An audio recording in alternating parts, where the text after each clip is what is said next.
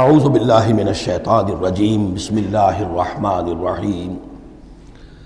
سورہ ہود میں بھی اب جیسا کہ پہلے عرض کیا جا چکا ہے 6 رکوع جو ہیں انباء الرسل پر مشتمل ہیں۔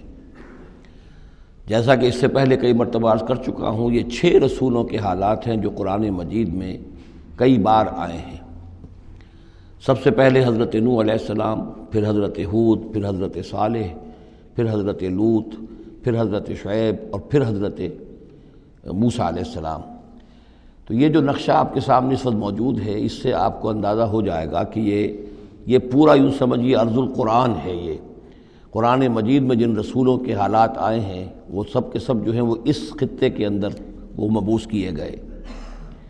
یہ داہنی طرف جو ہے وہ بحر جو خلیج فارس ہے، یہ خلیج فارس سیدھا اوپر اگر لکیر چلی جائے گی اور ادھر سے یہ جو بحر قلزم ہے، اس کے جو یہ اوپر جا کے 2 کھاڑیاں بن گئی ہیں، تو وہ جو ہے خلیج عقبہ آخر میں اوپر اس سے لکیر جائے گی۔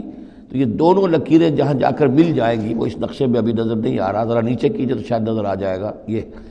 یہ جگہ ہے جہاں پہ وہ سرخ نشان بنا ہوا ہے، یہ علاقہ ہے جہاں کہ حضرت نوح علیہ السلام کی قوم آباد تھی، اور معلوم ہوتا ہے کہ اس وقت تک نسل انسانی صرف اسی علاقے میں تھی۔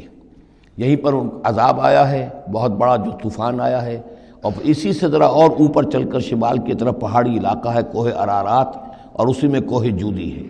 یہ علاقہ ہے وہ کہ جس کے اندر حضرت نوح علیہ السلام کی قوم آباد تھی۔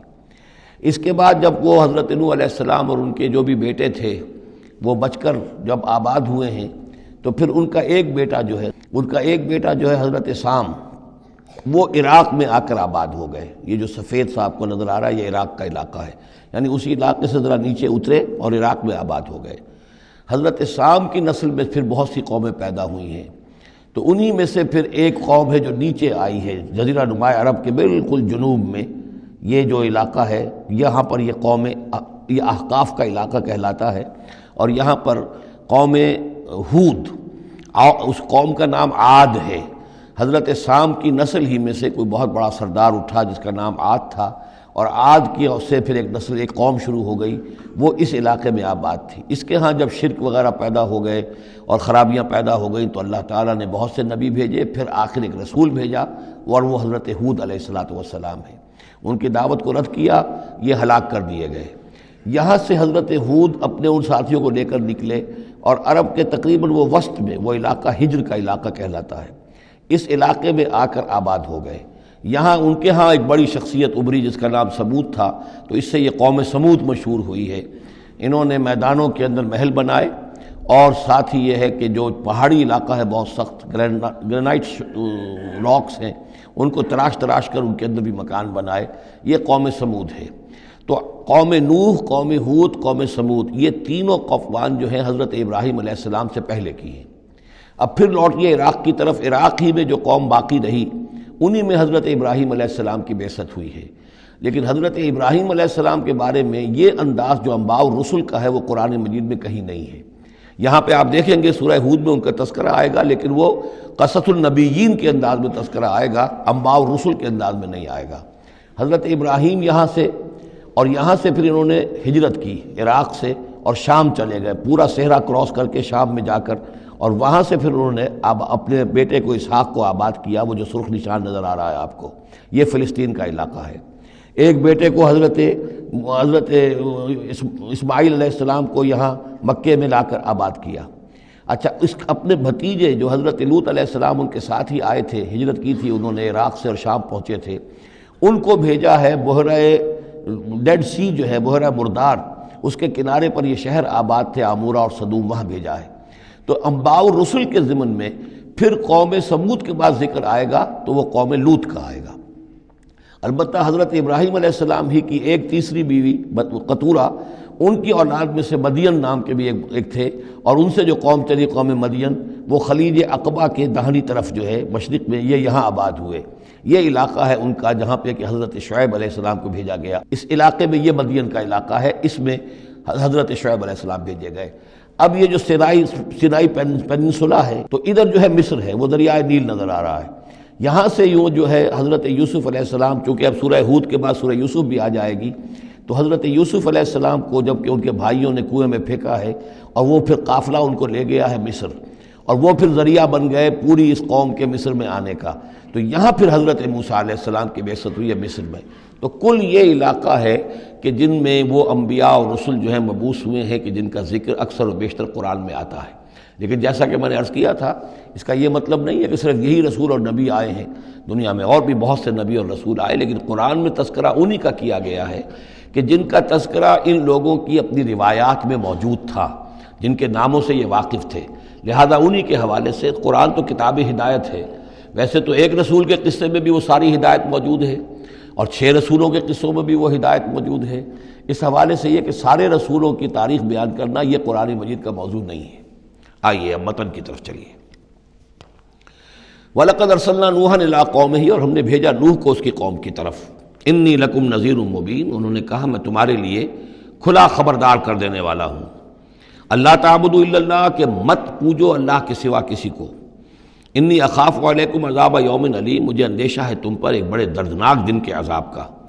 فقال الملأ الذین کفروا من قومہ، تو کہا اس کے قوم کے ان سرداروں نے جنہوں نے کفر کی روش اختیار کی، ما نراک الا بشرا مثلنا، ہم نہیں دیکھتے اے نوح آپ کو مگر اپنے ہی جیسا ایک انسان۔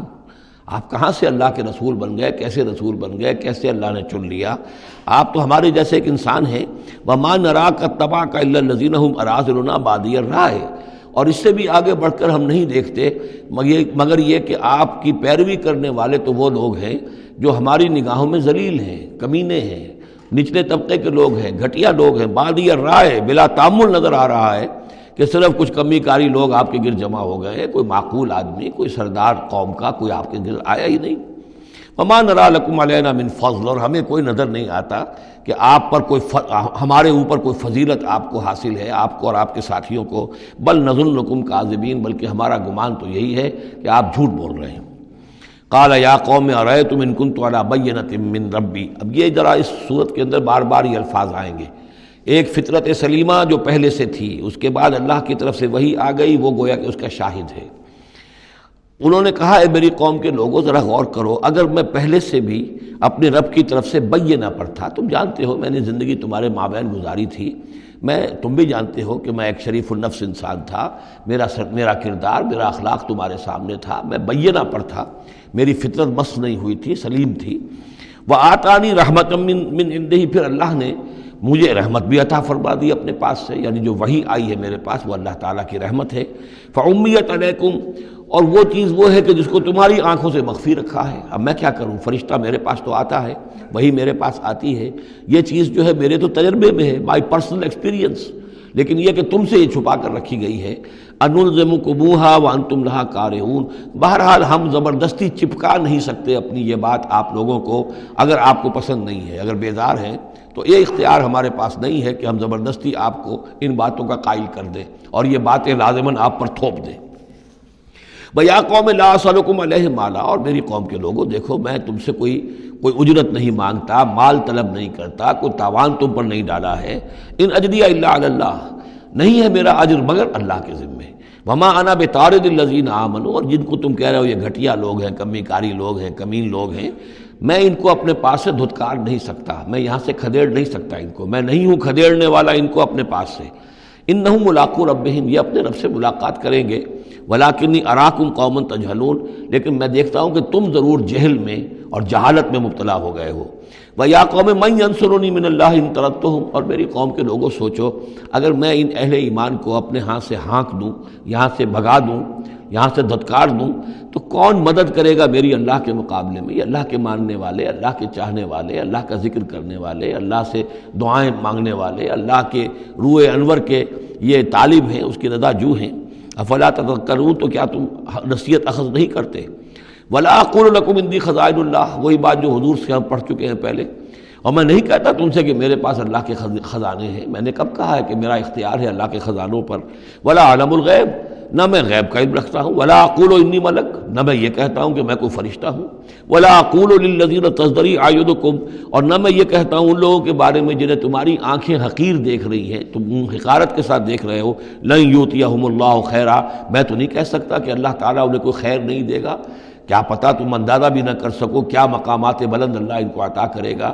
جنت میں یہ کس طریقے سے اللہ تعالیٰ کے فراح و ریحان و جنت و نعیم سے جو ہے وہ مشرف ہوں گے۔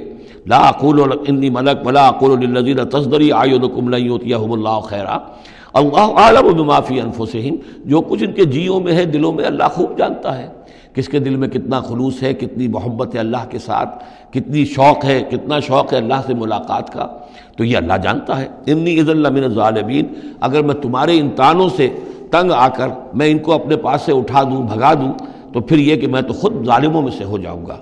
صدق اللہ العظیم۔